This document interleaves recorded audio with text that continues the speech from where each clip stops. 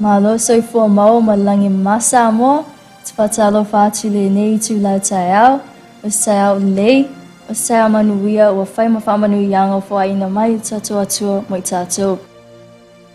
Mau sayao fo, o tato mau aise upu fo mananafi pa ia. Greetings and talo falawa to all our fellow followers and viewers watching, to anyone and everyone watching this. This is fresh from the Word of God for this morning. However, before we go into our lesson for this morning, I would like to start us off with a prayer. Our dear most gracious Father in heaven, we thank Thee for this beautiful day. We thank Thee for Your blessings and protection upon us. We thank Thee for protecting us last night as we slept peacefully. We thank Thee for another day added to our lives, God. We thank Thee for the atonement of Your Son, Jesus Christ, who died for our sins. We thank Thee so much for all the blessings You give us, for all the blessings that You shower upon us daily, God. Each and every day of our lives, God, we are blessed because of You. We ask Thee that You forgive our sins that we done day by day, all the bad things we do and say, God, forgive us, for we are not perfect like You, Father. We ask Thee for Your Holy Spirit to be with us this morning, to help spread Your word, and that we are able to take an important lesson from Your word, Father in heaven. We ask Thee that You be with us always, that You protect us both physically and spiritually, Father, and that You help us to spend more time with You and to put You first in our lives, and that we are to be humble and to obey You each and every day of our lives, God. Every day, even though we sin, God, help us to be strong and to be strengthened spiritually, so that we are able to follow Your commandments and to do and follow Your will, God. We ask Thee and we say all these things humbly in the name of Thy Son, Jesus Christ. Amen. Our lesson for this morning is taken from the United Christian Church of Samoa's lectionary, which is found in 1 Samuel chapter 31, verses 1 to 13. 1 Samuel chapter 31, verses 1 to 13. Oleoti o Saulo, death of Saul. 1 Samuel chapter 31, verses 1 to 13. However, I will be reading mainly from verses 1 to 7. And it reads, Now the Philistines fought against Israel. The Israelites fled before them, and many fell dead on Mount Gilboa. Philistines were in hot pursuit of Saul and his sons, and they killed his sons Jonathan, Abinadab, and Malchishua. The fighting grew fierce around Saul, and when the archers overtook him, they wounded him critically. Saul said to his armor-bearer, Draw your sword and run me through, or these uncircumcised fellows will come and run me through and abuse me. But his armor-bearer was terrified and would not do it, so Saul took his own sword and fell on it. When the armor-bearer saw that Saul was dead, he too fell on his sword and died with him. So Saul and his 3 sons and his armor-bearer and all his men died together that same day.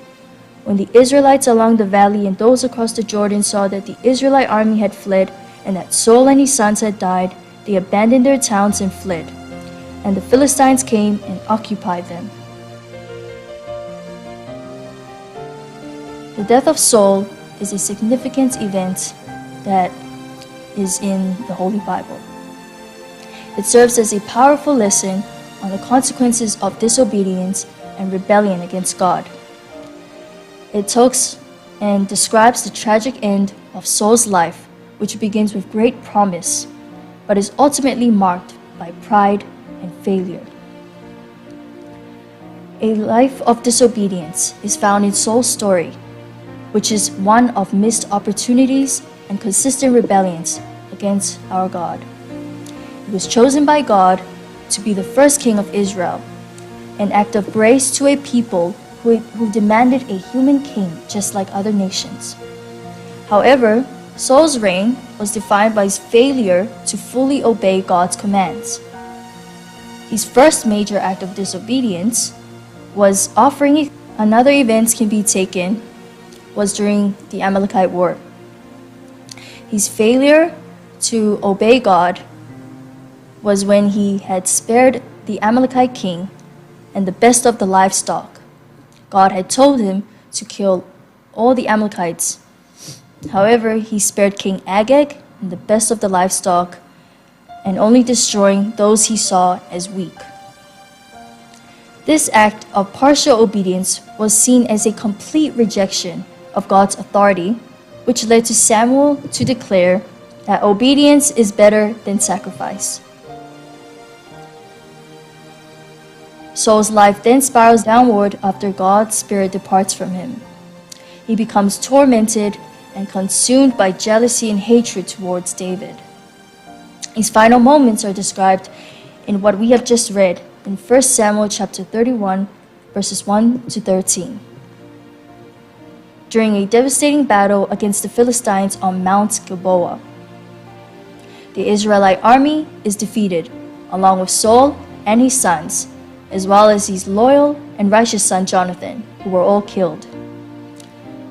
Mortally wounded by Philistines, he fears being captured by them and being tortured by them, and asks his armor-bearer to take his life. However, because his armor-bearer refuses this, he himself takes his own life with his sword. This act highlights the depth of his desperation and humiliation, along with his physical pride. The death of Saul is not just the end of a king's life, but rather a lesson we must learn from. The danger of partial obedience, as seen in what Saul did with his great failure to do what God had told him to do. God had told him to obey him, however, he only obeyed God when it best suited him. His life teaches that partial obedience towards God is, in God's eyes, is full disobedience. Saul's greatest sin was his repeated rejection of God's authority. He tried to rule in his own strength and rather relied on his own physical wisdom or earthly wisdom. And as it is found in 1 Samuel chapter 28, where he consulted a medium instead of seeking God. Ultimately, his reign failed because he failed to submit to the one true God. Overall, the story of Saul serves as a powerful warning to those in positions of authority, to those in leadership. It demonstrates and tells us that true leadership is rooted in humility and obedience, to submission to the Word of God and His will. We must humble ourselves. We must be able to spiritually strengthen ourselves so that we are able to obey God and to do His will, to submit to Him fully, not partially, as what Saul did with partial obedience to God, that is full disobedience.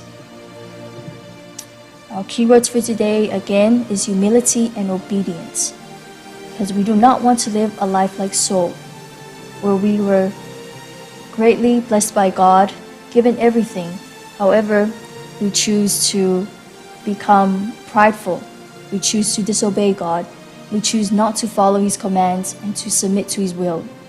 That we let our own earthly pride and our disobedience, lack of obedience, to go against God and His will. We must not seek things of the earth, but rather seek things that come from God, and to seek His kingdom. Whatever God tells us to do, especially to the youth and to everyone in our nation, Samoa, we must follow what He says and what He tells us to do. All these commandments, what it is that is in His Word, in the Word of God, we must do it fully and submit to it. I would like to end this lesson, or this fresh from the Word of God, with a prayer. Oh, dear most gracious Father in heaven, we thank Thee for this beautiful day again. We thank Thee for Your wonderful words, God, Your words of strength and Your words of wisdom upon us, Your children. We thank Thee for blessing us with this so that it guides us throughout our lives here on earth, God, and that we are able to live life on earth because of You and Your word. Help us to spread Your word, God. Help us to spread it to those who don't know it and to those who are not aware of the atonement of Your Son, Jesus Christ, God. Please bless all of us and be with us, God. We ask Thee that You take good care of us each and every day. We ask thee that you help us to be humble, to obey you, not partially, but fully, God. Help us to submit fully to your will and to your word and to all your commandments, God. Help us to obey them, help us to follow them, not to rely on our own earthly wisdom and strength, but rather to rely on you, God. We ask thee that you be with all of us and protect us from all evil things, unseen and seen, both physically and spiritually, God. We ask thee for your Holy Spirit to be with us each and every day to guide us as well. We ask thee also that you forgive our sins that we do day by day, each and every day, God. Please forgive us. We love thee and we say all these things humbly in the name of thy Son, Jesus Christ. Amen.